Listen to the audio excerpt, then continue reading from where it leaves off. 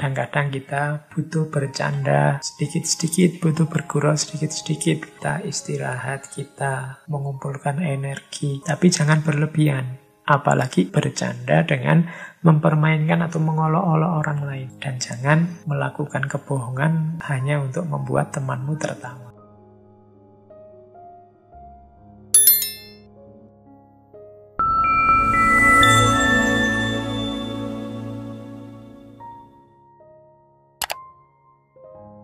Assalamualaikum warahmatullahi wabarakatuh. Bismillahirrahmanirrahim. Masih dari Hidayatus Salikin tentang maksiatnya lidah. Ini yang agak susah kita mengeremnya. Meskipun lidah kita hari ini sering diwakili oleh jempol kita. Tapi tetap saja itu maksiat. Maksiatnya lidah itu apa? Berdusta, berbohong, mengingkari janji, ghibah atau mengumpat atau menyebut aibnya orang lain. Kalau dusta atau bohong kita sudah jelas ya, ingkar janji sudah jelas, ghibah tadi juga sudah jelas, menyebut aibnya orang lain. Ini kadang-kadang kita itu kan suka kalau begitu ngomong aibnya orang lain kan biasanya ngasih embel-embel. Loh saya ini tidak bohong loh. Apa adanya. Faktanya memang begitu. Ya faktanya memang begitu, itulah namanya ghibah. Makan bangkai saudaramu. Kalau faktanya tidak begitu, levelnya tidak sekedar ghibah tapi sudah fitnah. Ini kelihatannya simpel secara teori, tapi berat untuk dipraktekkan. Menyebut aibnya orang lain. Karena kita selalu kadang-kadang dipengaruhi oleh suka tidak suka. Mana yang kita cintai, mana yang kita benci. Sehingga terhadap yang kita tidak suka, terhadap yang kita yang benci, itu biasanya ringan sekali kita mengungkap aib-aibnya. Ini termasuk maksiatnya lidah. Para sufi sangat menjaga dalam hal ini ya. Teman-teman mungkin masih ingat cerita populer sekali dari seorang sufi besar namanya Hatim Al-A'sam. Al-A'sam ini gelarnya.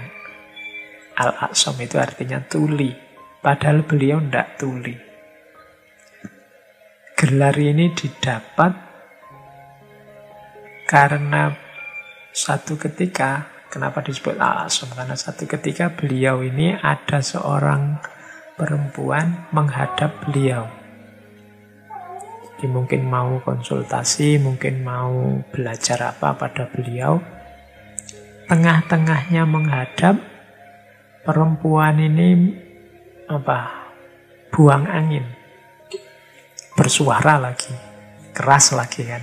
Jadi dia sendiri dengar dan kaget, mungkin sudah diempet mati-matian mungkin ya gitu, terus ternyata ya kebobolan juga. Teman-teman sering begitu mungkin ya, kadang-kadang sudah mati-matian ternyata keluar. Biasanya yang keluar tidak sengaja itu suaranya keras. Nah ini lagi asik ngobrol sama Syekh Hatim ini, terus perempuan ini tiba-tiba buang angin bersuara. Merah mukanya, malu luar biasa. Dia mungkin sudah kalau bisa dia ingin lari. Nah, Syekh Hatim ini ngerti situasinya. Makanya Syekh Hatim terus pura-pura tuli. Jadi tiba-tiba Syekh Hatim bilang, "Bu, tadi ngomong apa? Saya tidak dengar."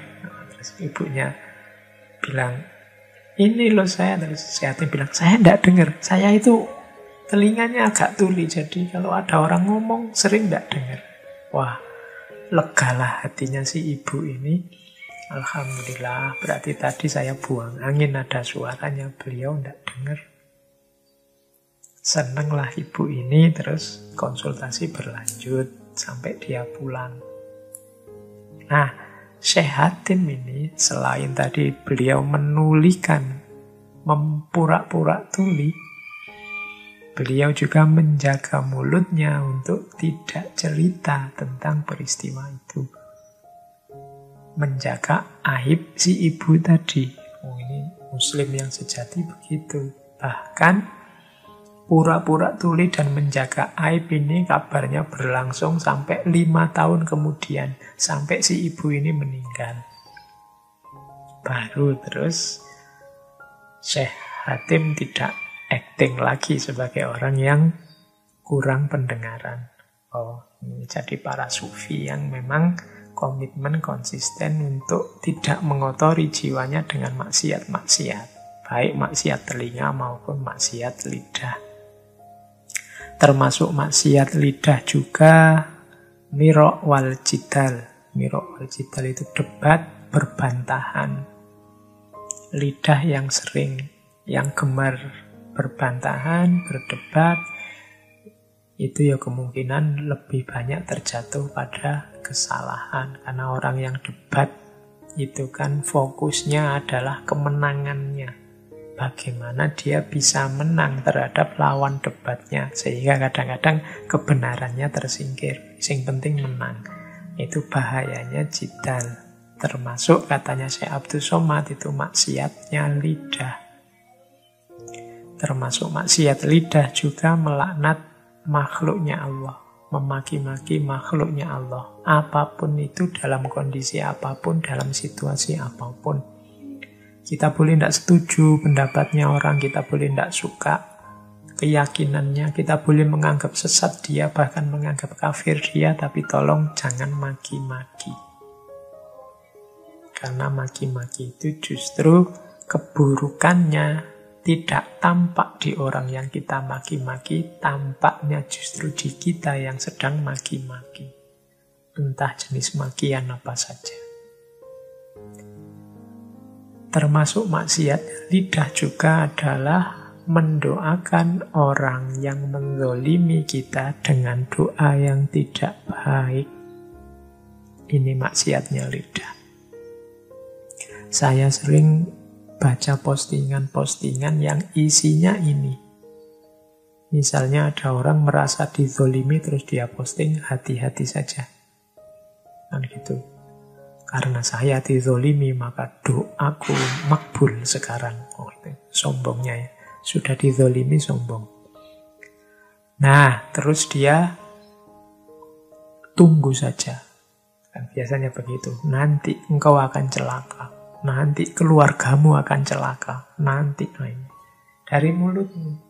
Kenapa? Karena engkau merasa dizolimi.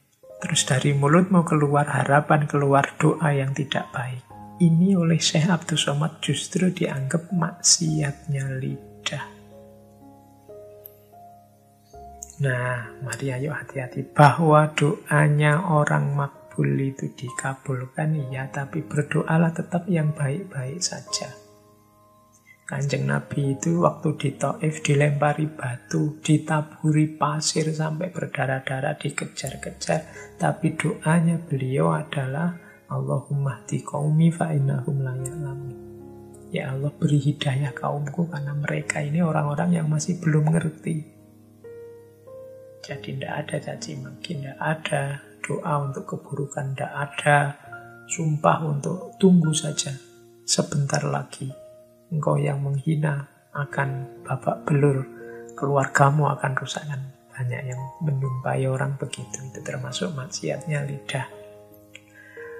Maksiat selanjutnya dari lidah adalah mizah sukhriyah istihza binas.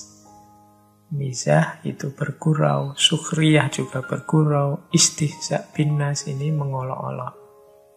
Kadang-kadang kita butuh bercanda sedikit-sedikit, butuh bergurau sedikit-sedikit. Tapi jangan berlebihan. Apalagi istihza binas. Istihza binas itu bercanda dengan mempermainkan atau mengolok-olok orang lain. Mungkin fisiknya, mungkin apanya, itu namanya istihza. Menertawakan. Ini juga termasuk maksiatnya lidah. Mungkin ada yang profesinya stand up comedy, apa pelawak, apa komedian, apa apa. Hati-hati dengan istihza binas. Khawatirnya orangnya tersinggung. Karena mencela ciptaannya Allah. Termasuk maksiat lidah. Tapi boleh kita refreshing, kita istirahat, kita mengumpulkan energi dengan jalan bercanda sesama kita, tapi jangan berlebihan. Dan jangan melakukan kebohongan, melakukan istihza hanya untuk membuat temanmu tertawa. Terus, maksiat perut. Kalau ini tidak sulit dijelaskan, maksiat perut itu jangan sampai masuk ke perutmu barang haram. Makanan yang haram, baik haram karena memang zatnya haram, seperti misalnya makan daging babi, atau haram karena prosesnya. Makanannya halal tapi prosesnya haram. Beras hasil mencuri, atau makanan hasil merampok, hasil riba, dan lain sebagainya. Itu kan prosesnya yang haram. Jagalah perut kita dari itu, hal-hal yang haram. Terus, kemaluan, faraj. Kalau faraj ini ya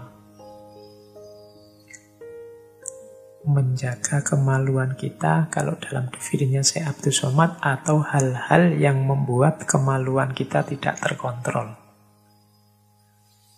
Ini beberapa yang maksiat di atas tadi termasuk punya kontribusi untuk maksiatnya faraj. Misalnya melihat perempuan yang bukan muhrim. Ini sebenarnya urusannya mata, tapi mata yang berhubungan dengan faraj. Tidak cuma melihat, bisa juga yang kedua itu membayangkan perempuan yang bukan mahram. Kadang-kadang kan kita sih lihat tidak cuma bayang-bayang ke, gambar-gambar ke, oh kira-kira dia itu, seandainya dia itu gambar ke, ini juga maksiat. Nah, yang maksiat sebenarnya pikirannya, batinnya, tapi ya arahnya nanti bisa ke maksiat faraj, maksiatnya kemaluan. Kemudian juga makan hal-hal yang haram atau syubhat. Ini dalam pertimbangannya Syekh Abdul Somad, perut yang terlalu banyak isinya haram atau syubhat itu mendukung faraj yang tidak terkendali, meningkatkan nafsu syahwat yang tidak terkendali. Maka hati-hati dengan memasukkan yang haram dan yang syubhat ke dalam perut kita. Kemudian yang terakhir, perut yang makan terlalu kenyang. Kekenyangan menurut Syekh Abdul Somad juga bisa meningkatkan nafsu. Ya, kalau nafsunya meningkat kan terus susah terkontrol, karena orang nafsu itu ya bisa menggelapkan matanya.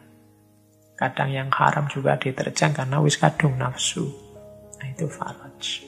Makanya dalam Islam itu zina itu dilarang sejak sebelum. Kalimatnya kan wala taqrabu, jangan dekat-dekat. Kalau begitu, kalau tidak dekat, kalau zinanya langsung boleh Pak Lu, maksudnya jangan dekat-dekat itu. Dekat aja, jangan apalagi zinanya. Nah itu, maka jagalah farajmu dari maksiat-maksiatnya. Yang ini berhubungan ternyata dengan menjaga anggota tubuh yang lain dari maksiat-maksiat.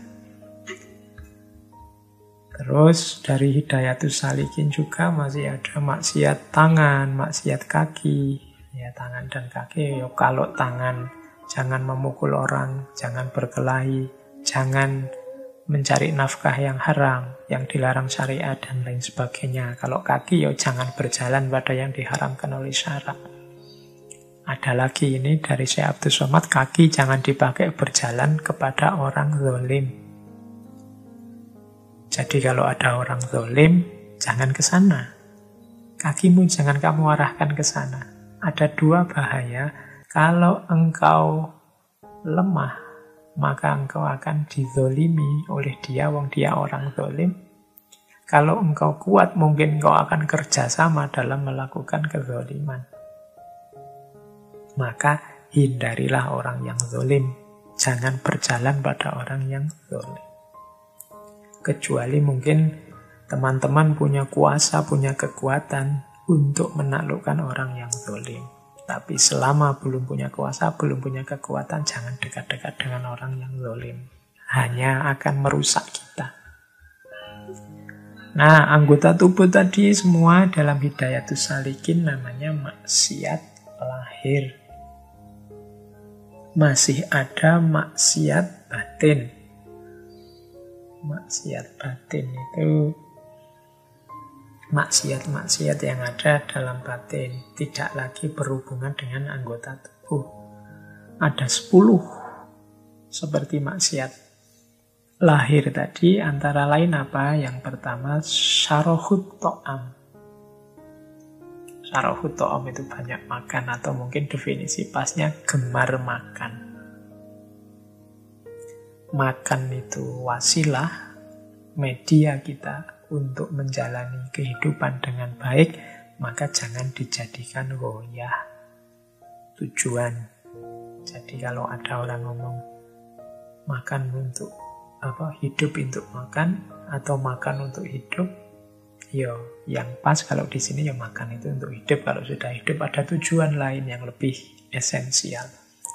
Kalau orang hanya hidup untuk makan, itu yang disebut sarohut to'am. Jadi gemar makan, itu termasuk kelompok maksiat batin. Yang kedua, sarohul kalam, banyak ngomong.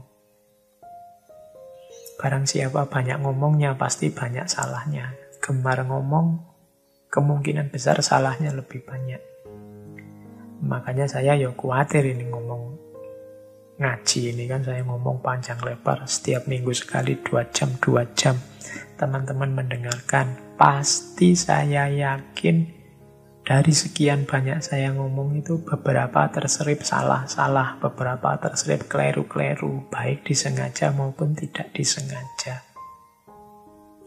Mohon maklumnya saja, atau kalau memang mungkin tolong diingatkan. Wong kita sama-sama manusia.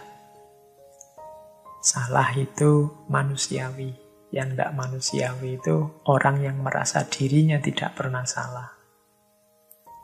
Atau orang yang merasa dirinya lah yang benar dan selalu orang lain yang salah. Nah, itu yang tidak manusiawi. Termasuk maksiat batin juga marah. Barang siapa marah, selesai marah, sadarilah bahwa kemarahanmu itu maksiat batin. Yang nomor 4, maksiat batin juga dengki. Dengki ini kalau dalam ilmu akhlak adalah salah satu penyakit batin selain sombong yang paling berbahaya. Bahkan tidak untuk orang lain, juga untuk dirinya sendiri. Orang dengki itu kadang-kadang rela berkorban hanya untuk mencelakakan orang yang didengki, orang yang dihasuti. Orang dengki itu kadang-kadang dirinya sendiri rela rugi, rela tidak senang, rela sengsara. Asal yang dia benci juga sengsara. Itu orang dengki. Kadang-kadang kita heran kok ada orang nyebar-nyebar berita hoax semasif itu. Padahal itu bohong loh. Untuk kebohongan itu loh, dia rela keluar tenaga, keluar biaya, keluar kuota, keluar pulsa. Mungkin besar biayanya untuk bikin hoax sebesar itu. Padahal itu kebohongan. Kok ada orang bisa begitu ya? Biasanya karena hasut, karena dengki. Ingin menjatuhkan orang yang dia dengki. Segala cara dia tempuh. Meskipun dia sendiri tidak bahagia, tidak masalah. Dia sendiri tidak sukses, tidak unggul atas yang didengki, tidak masalah. Asal yang dia dengki celaka, dia sudah puas. Itu bahayanya dengki. Makanya di surat Al-Falaq itu Al-Quran mengajari kita untuk berlindung dari orang-orang yang dengki atau hasud. Wa min syarri hasidin idza hasad. Karena orang hasud ketika hasad, ketika dengkinya sedang jalan, itu bahaya sekali bagi orang lain, bahkan bagi dirinya sendiri. Maksiat batin yang keempat. Yang kelima, al-bukhlu wa hubbul mal. Bakhil dan cinta harta. Yang keenam, hubbul jah, cinta kemegahan. Yang ketujuh, hubbud dunya, cinta dunia ini. Saya gabung 5, 6, 7. Cinta harta, cinta kemegahan, cinta dunia. Tiga-tiganya maksiat batin. Kita butuh harta tapi jangan cinta harta. Kita boleh populer, boleh hidup kita sangat manfaat untuk orang lain, tapi jangan cinta popularitas, jangan cinta puja-puji, jangan cinta pengagungan oleh siapapun. Orang cinta itu kan biasanya terus itu saja yang dicari. Orang cinta harta, ya harta saja yang dicari. Yang dipikirannya ya harta saja. Orang cinta kemegahan juga begitu. Yang dicari kemegahan saja, yang dicari popularitas saja. Tiap hari ngitung-ngitung followerku berapa, yang nge-like berapa, subscribernya berapa. Itu cinta kemegahan. Cinta dunia. Dunia penting, dia kendaraan kita, tapi cinta dunia berarti dunia seakan jadi tujuan. Yang ada di pikirannya hanya dunia saja. Ini juga maksiat batin. Jadi hati-hati, cinta itu kualitas yang agung, jangan dijejerkan dengan hal-hal yang tidak penting, yang artifisial, bahkan hal-hal yang buruk. Cinta itu indah, tapi cinta harta tidak indah. Cinta kemegahan diri sendiri tidak indah. Yang ke-8, maksiat batin. Maksiat batin, takabur. Takabur itu merasa diri besar, merasa diri lebih dari yang lain, merasa diri sudah baik, merasa diri sudah bagus, merasa diri sudah benar. Itu gejala takabur. Yang nomor 9, ujub. Ujub itu bangga terhadap dirinya sendiri, heran terhadap dirinya sendiri. Itu ujub. Wah, ternyata yang suka kajianku banyak ya. Kalah yang sana. Itu ujub. Wah, ternyata followerku banyak. Nggak nyangka ya, kalau aku ini banyak yang mengidolakan. Itu ujub namanya. Heran, bangga terhadap dirinya sendiri. Termasuk maksiat batin. Nggak nyangka ya, aku yang jelek gini loh. Banyak cewek-cewek yang mengidolakan. Itu jenisnya ujub juga. Heran dengan dirinya sendiri, bangga dengan dirinya sendiri. Seolah-olah prestasi itu hasilnya dia sendiri. Tanpa andil siapapun, tanpa andilnya Allah. Yang ke-10, riya. Riya itu kalau di bahasa Indonesia kan mungkin dekat dengan istilah pamer. Orang riya itu orang yang menuntut orang lain untuk mengakuinya. Untuk mengakui bahwa dia orang penting, bahwa dia orang besar, bahwa dia orang terkenal.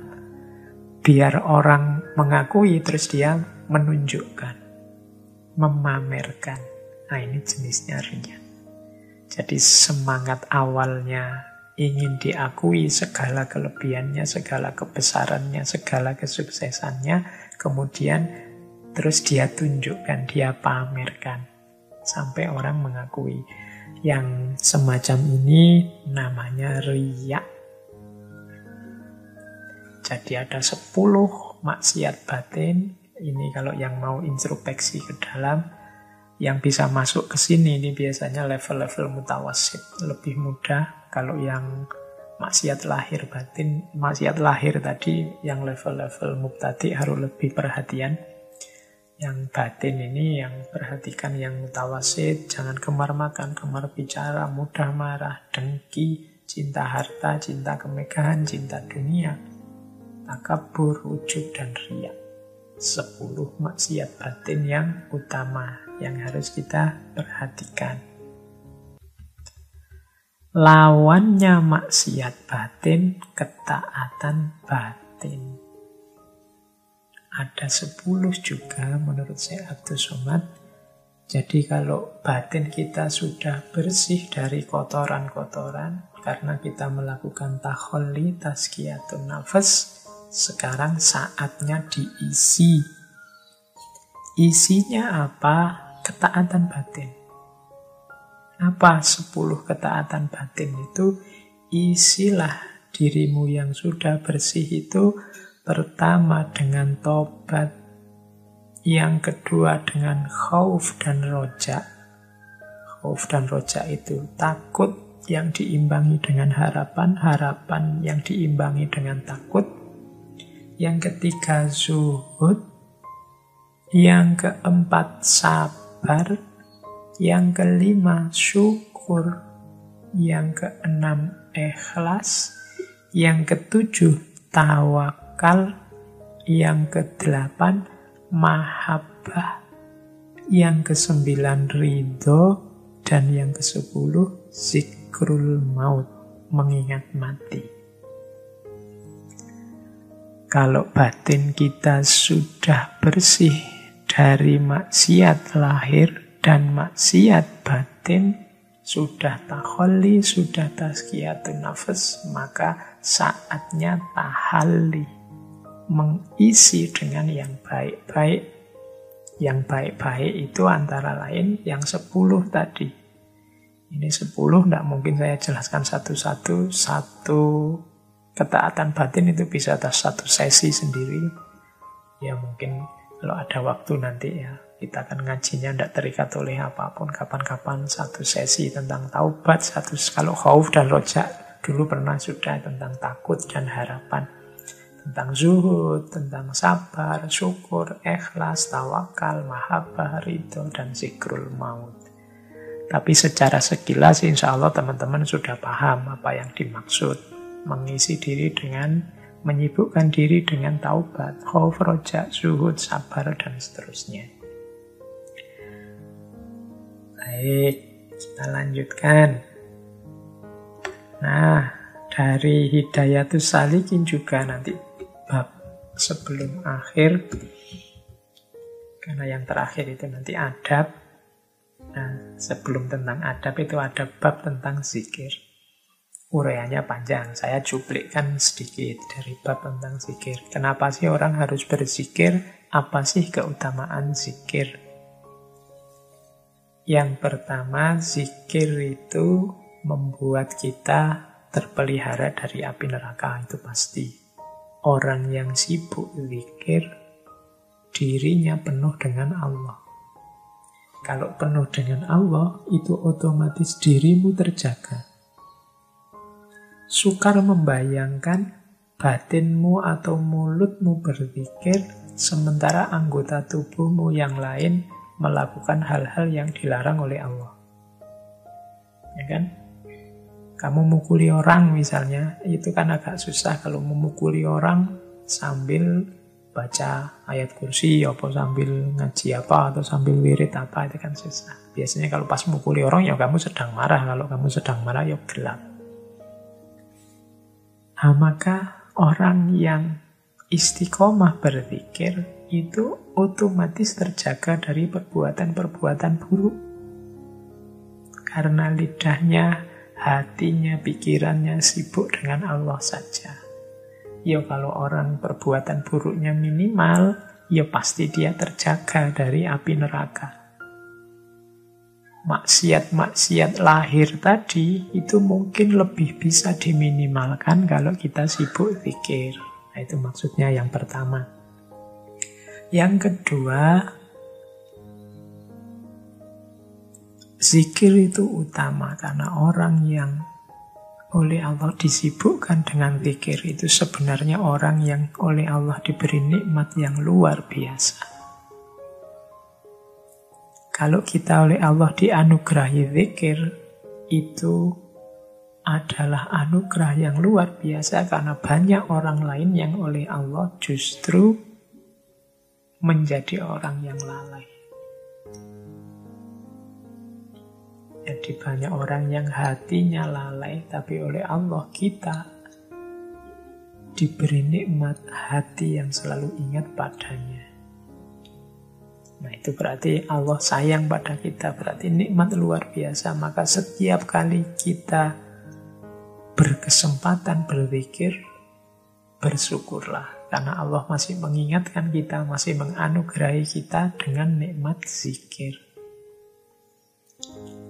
Kemudian zikir juga membuat hati kita terang, terbuka, dan bercahaya.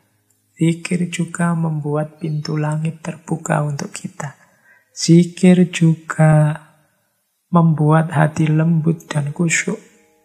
Satu kalimat zikir setara dengan dihapuskannya 10 kejahatan.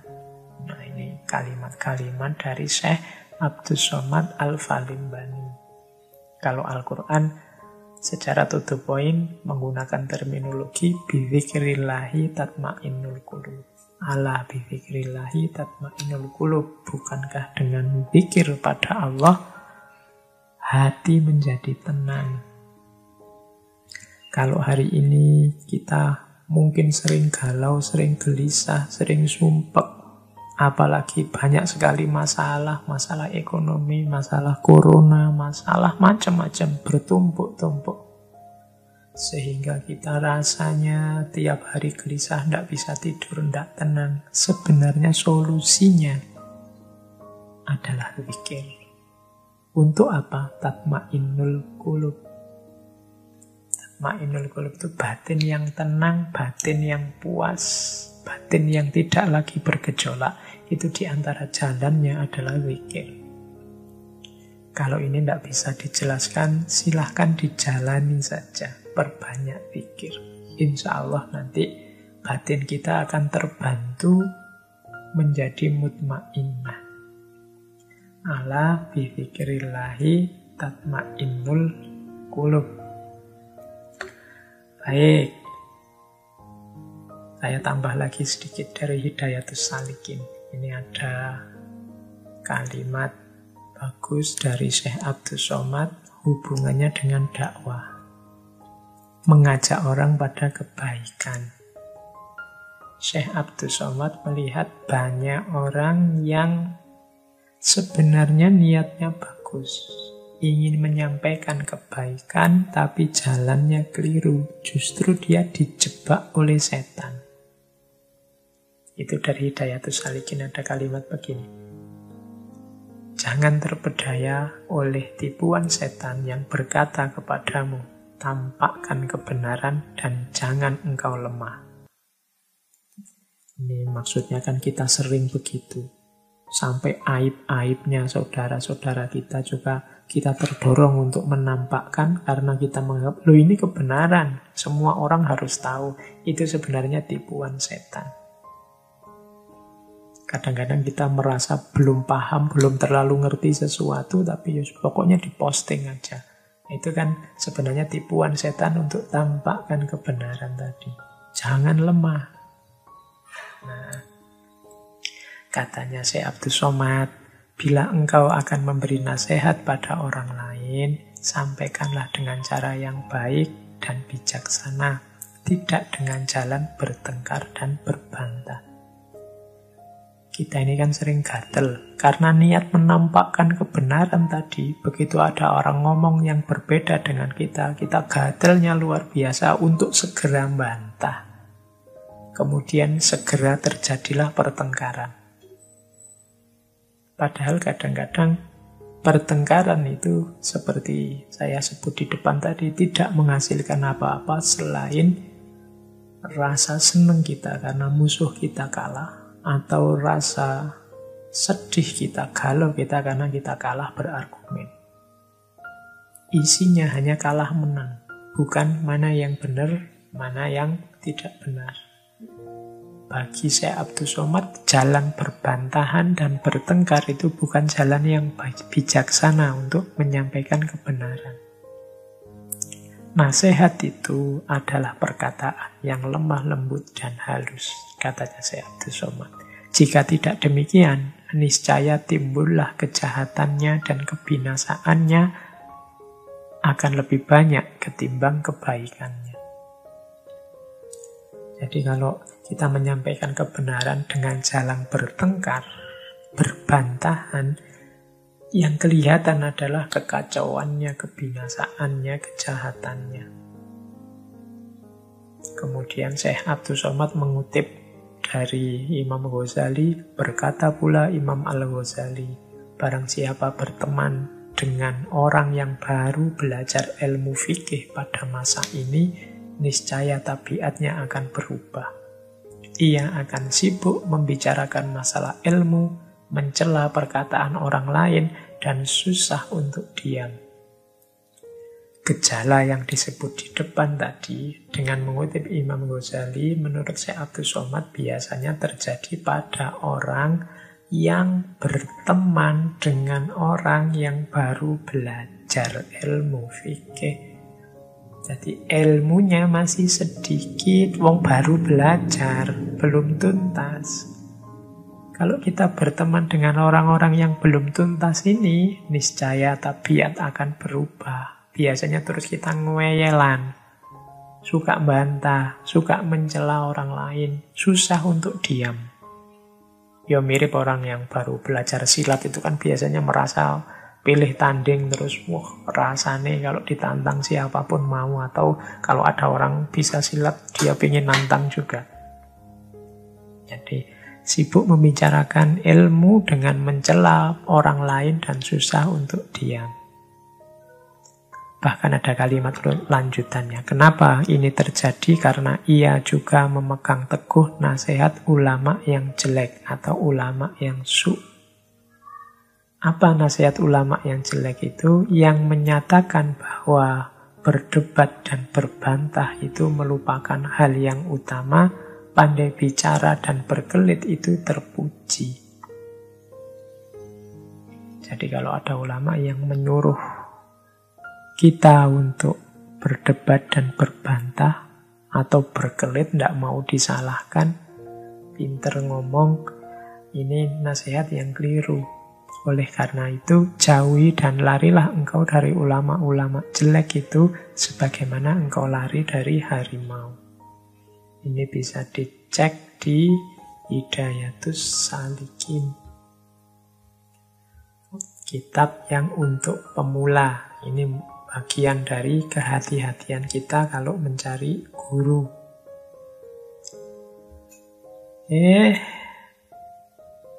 Terakhir, ini waktunya sudah mau selesai. Nah, saya bawa quotes dari salah satu quote ini dari kitab yang saya sebut di pengantar tadi, dari Faidul Ihsani. Ini kitab biografi Syekh Abdul Somad Al-Falimbani. Jangan engkau memaki akan dunia, maka bahwasannya ia adalah nikmat Allah Ta'ala yang amat besar. Jikalau tiada dunia, dibacanya tiada akhirat. Ini memperjelas lagi yang dijelaskan di depan. Jadi melanjutkan, orang jangan cinta dunia, jangan cinta harta, jangan cinta kemegahan. Cinta tidak boleh, tapi kita butuh dunia. Kita memerlukan banyak hal di dunia ini sebagai bekal untuk akhirat. Maka, ya jangan kita sangat terikat, kemudian jatuh cinta dengan dunia. Namun kita butuh dunia. Oleh karena itu, jangan kamu maki-maki dunia. Ya jangan dimaki-maki, wong kita butuh. Jangan merendah-rendahkan, menjelek-jelekkan dunia. Kita ini butuh. Bahkan dunia itu kan nikmat dari Allah yang amat besar untuk kita. Segala fasilitas yang ada di muka bumi ini diberikan oleh Allah untuk manusia. Ya kita bersyukur. Jangan malah dunianya dimaki-maki. Ini mungkin karena beliau melihat ada beberapa yang bencinya luar biasa sampai memaki-maki terhadap dunia. Padahal kita ini ya butuh dunia untuk menuju akhirat. Bekalnya kita kumpulkan di dunia.